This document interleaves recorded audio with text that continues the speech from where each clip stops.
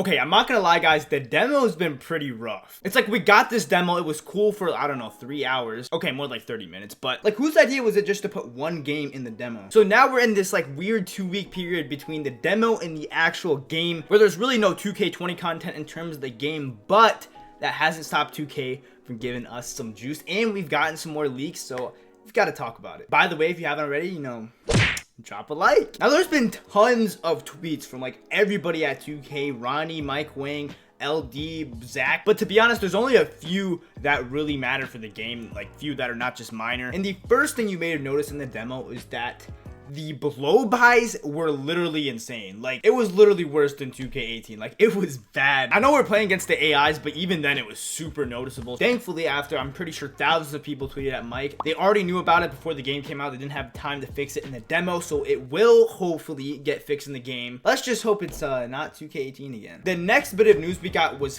huge. Now, you guys remember in the demo, there was all these pie charts. I talked about them. The problem is those aren't all of the pie charts. There are a ton more in the actual game, and on top of that, we might be able to get custom pie charts. Now, first of all, I don't know why they didn't just put all of them in the demo, because now all these people that made their builds might have to change them. But on top of that, custom pie charts is a terrible idea. I used to think it was a good idea, but then I thought about it. It's no, just 2K, please don't do that. Now, the reason there's such a bad idea is because people are just going to exploit whatever doesn't matter. Like, for example, the reason why lockdowns were so overpowered and just so broken this year was because playmaking didn't matter at all. Like, a playmaker would get ripped more than a lockdown. A lockdown bringing up the ball would never get ripped. And on top of that, inside scoring didn't matter. So they would just make smothered layups on these guards. So just think of a custom pie chart where somebody literally put 100% lockdown, or what is it, defending and rebounding on their build. And we know this game is pretty similar to 19, so let's say playmaking doesn't matter for another year and shooting attributes don't matter for another year. They have like a 53 point. Like, you guys see where I'm going with this, right? It is just going to magnify all of the flaws 2K puts in their game that they don't end up fixing ever. So I'm definitely excited for the new pie charts in the game. I just don't see why they didn't put them in the demo, but custom pie charts, I think by now we can all agree, like, that is not a good idea. This next one is pretty big. You're going to be able to upgrade whatever you want on your player as his overall goes up. So like, for example, last year, whenever you hit a new overall, it would just give you the new cap breakers. You wouldn't be able to choose them. You could get like, I don't know, strength or like something that didn't matter. Well, maybe it mattered for post scores, but I'm just speaking like from a guard's perspective. Like, you couldn't really max out what you wanted to first. Sometimes you'd have to wait till like 97, 98 overall. But this year, for example, if you want to be able to speed boost off Rift, you can choose what you upgrade. So you can just max out your ball handling before anything else, or whatever you want for all your players, just stuff that really matters. But it doesn't stop there. Now, before I show you this clip, let me just establish that this dude Ronnie, let's just say he caps a lot. Yeah, I remember him saying you can make as many builds as you wanted in the demo, and we could only make 6. Or that we didn't have the same neighborhood, but we really did. So that still amazes me how we literally just lied about that. Like, anyway, we'll talk more about that later. He said you could respec your build for free. Roll the clip. People are talking about lowering VC prices. Remember, guys, that like you can respec all your builds. So like, if you don't want to build 17 my players, you don't have to. You can respec them. When you first hear this, you're like, what? 2K's actually listening and, God forbid, potentially losing money? But then again, like I said, it's Ronald Singh. I just hope this is actually true. We all know that you can change the badges. So like, when you made your player in the demo, you could change the badges when the game comes out. But if you can totally remake your build without having to spend $50 extra, like, that was probably one of the biggest complaints everybody's had about 2K in the past, especially me. But this never seemed like something where they would actually listen to us, but it looks like they will. Don't count on it, but that is huge if that's real. Okay, this one's kind of a minor one. Small forwards apparently were just really bad in the demo, and LD replied to this saying that they are looking into it. Now, I really hope they buff the small forwards. This dude was talking specifically about playmaking, because literally with what you would call a pure point forward or whatever in this game, pure playmaker, you cannot make a pure point forward that can even speed boost. They nerfed the guards so much that the highest you can go with still being able to speed boost is like 6'6" on a pure playmaker. So that's still at point guard. It defeats the purpose of any small forward build with playmaking. So I hope they do buff that, because I've actually thought about making a point forward this year for 2s. And then on top of that, this is apparently the best year for dribbling. I also hope that's the case. I'm actually excited for that. Okay, so you guys all know quick draw. In case you don't know, it is replacing the custom jump shot creator speed. So how fast your jump shot is based on quick draw. And a lot of people don't like that. A lot of people tweeted it at LD. And this tweet right here, I've heard nobody talk to him about this. He says, unpopular opinion. I've always hated quick jump shot releases, but it flowed with the faster gameplay. I enjoy the new approach of slowing down the gameplay a bit more via the new motion engine and adding more skill to the one on the game. The badge is optional, have to manage space. So, in case you guys didn't catch it, they are slowing down the game even more. And honestly, I think this can either be really good or really bad. The overall speed of the game, you don't want to be too slow. You want it to be an up-tempo, fun, arcadey kind of game, not just the simulation slow, dumbed down sort of like 2K League basketball, especially at the park. But what matters more is a speed gap. Like a pure stretch was pretty much just as fast as a playmaker this year. And if they're slowing everything down even more, we just get 3 centers all over again. Like this is what 2K used to be like. Now, a lot of people might not have played this. A lot of people might not have liked this, but this is how fast 2K used to be. This was 2K16. It feels like they keep slowing down the game. I'm just surprised nobody really caught this tweet because I think this is pretty big, slowing down the whole game. We'll see what that actually looks like when we get to play. I haven't seen a huge difference, to be honest. Now, one of the largest complaints about 2K19 was the lovely stretch big, and that was one of 2K's biggest challenges in 2K19. Like, they tried to change the shot contest system, you guys remember, like 10 times, and the way they were gonna fix it in 2K20 was that if you were, I think, like 6'10" or above, you only got set shots as bases. Now, I'm honestly not even surprised that this actually happened, but they didn't even get that to work. They tried to get that to work, but they didn't. So now,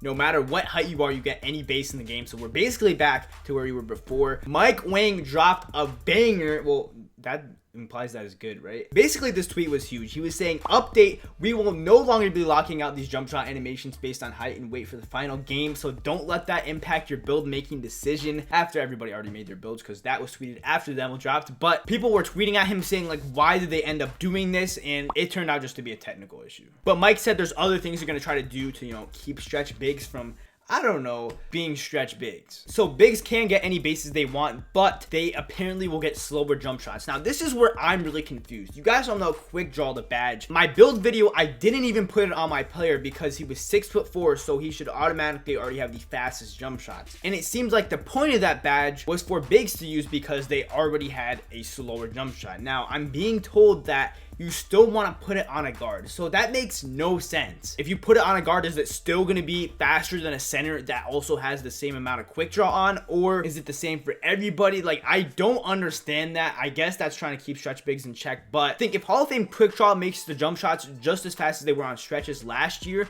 imagine how fast it'll be on a 6'4" guard. Like, you're literally gonna tap square and it's gonna be a green. I don't know, that just makes no sense to me, guys. Like, someone explain that to me, please. Speaking of badges, Mike Wayne put this out. I mean, I think it's kind of obvious, but the badges are meant to help abilities you already have. He used unpluggable as an example, not like ball control actually has anything to do with you getting ripped up. But if you're making a 7'3" max wingspan glass cleaner, you might not want to put catch and shoot on gold or whatever you can get it on, because it probably won't really help. You guys remember volume shooter, a bad badge back in 16, the last time we saw it, but a good badge this year. There actually is one badge this year that is bad, which is steady shooter. What this badge does, Mike Wayne explained it, is that it lowers your open shot percentage by a certain amount and then raises your contested shot percentage by that same amount it was lowered for open shots. Basically, it's the stretch big badge, the random wizard badge, whatever you want to call it. It is the Hall of Fame shoot every time you get the ball no matter where the defender is badge. So you had people tweeting at Mike basically concerned that we're going to have a huge contested shot problem again with these badges,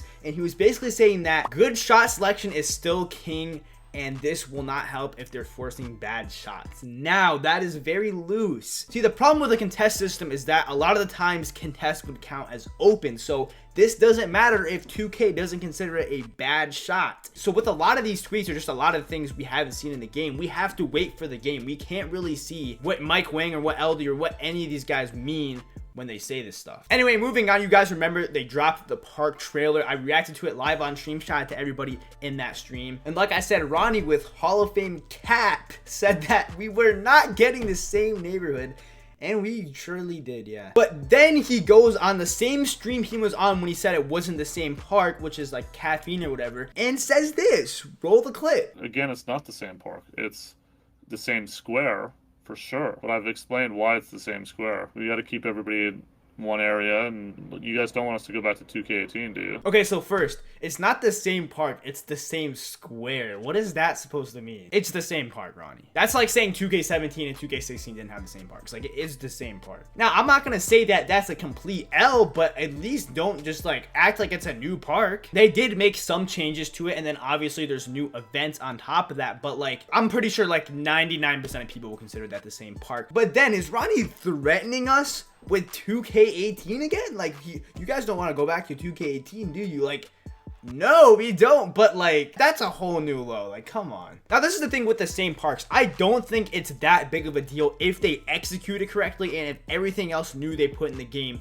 works out. Like, for example, the My Player Builder, huge W if the gameplay is balanced. The rep system, we'll talk more about that, another huge W if the game is balanced. And then they also have these new park events. So if the gameplay is really good and you have this rep that you're constantly grinding for, I don't think it matters too much that we have the same neighborhood, because we have all these new events on top of that. And at that point, there's two things they have to do. One, we need events more often. Like 95% of the time throughout the whole year, at least for 2K19, it was still the regular park with no event going on. And then number two, and this is the problem I had, is just that the way the neighborhood works fundamentally does not work. That's why so many parks this year were dead. That's why the game was unplayable without a logo, this and that, because they load, say, I don't know, 60, 70 people in the park. 30 of those people are playing My Career because you're still considered in the park while you're doing that. Another 10 people are standing around, 10 people in stores, and I'm obviously exaggerating a little bit, but like, you don't have the right amount of people in the park. I was saying this all year, they need to load more people, and they never did that. The game ended up being unplayable, and if they're putting the same neighborhood back in the game, they're gonna have to do something about that. So I really hope they do, because that is the one thing that is a problem solely with the neighborhood we had last year. But apparently there's over a dozen new events. Hopefully that's on top of everything we had last year, like they bring those back, and of course we get them more often. Another thing revealed in the trailer was the rep system. Now, I told you guys like way before anyone else that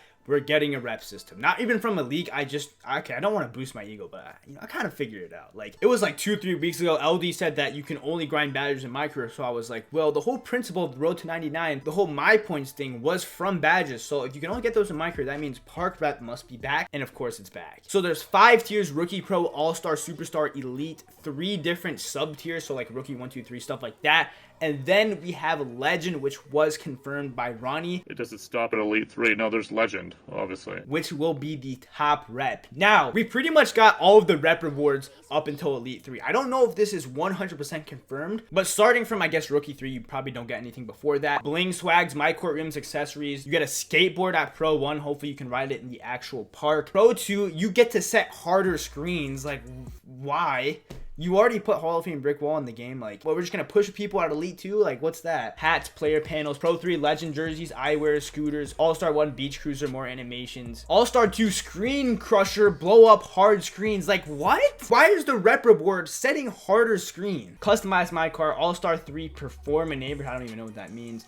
Bikes, Superstar 1 shirtless, park handle dribble moves. I want to see that. Tattoo, Superstar 2 spin wheel twice. So the spin the wheel is back. More animation. Superstar 3 low rider, no more gym rat, which means you get like the free Gatorade boost. Elite 1 tier 5 emotes. Elite 2 double VC, create your own t-shirt. Tier 3 panels. I don't even know what panels are. Elite 3 mascots in suits. Now, I'm not gonna lie, pretty much every rep reward on here is recycled. Like, I wish there was some more new things in here. Maybe this isn't all of them. Like I said, this isn't 100% confirmed. It's just on, like, I don't know, someone's iPhone notes that they got off the trailer or something else. But notice they didn't put the Legend rep, and I don't think 2K wanted us to find out what the rep reward is, but honestly, I think I already know. 2K's golden boy, Annoying Hot. Now, in case you guys don't remember, last year he literally leaked the park. Like, he leaked the whole layout of it, like how it was gonna work. But in a video, like, I don't know, 2 weeks ago, he was talking, and he also put it in the description, I guess hinting. I mean, if you had a brain, you would kind of figure out what he was talking about. But he said favorite 2 emotes are the backpack and the helicopter. Now, the backpacks